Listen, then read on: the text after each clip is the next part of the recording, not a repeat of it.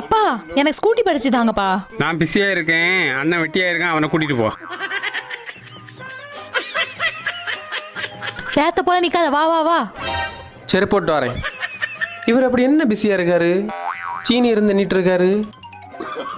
அப்பா என்ன பண்ணிட்டு இருக்கிறிய? டாக்டர் ஒரு வாரத்துக்கு ஒருக்கா சுகர் செக் பண்ண சொல்லியிருக்காரு, அதான் பண்ணிட்டு இருக்கேன். நீங்க பண்ணுங்க பண்ணுங்க. A few moments later.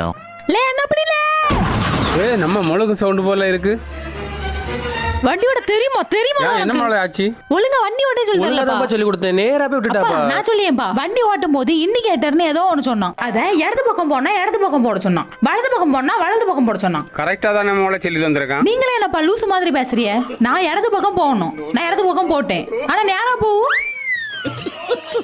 கீங் கீங் கீங்னு sound மட்டும் தான் கேட்டு.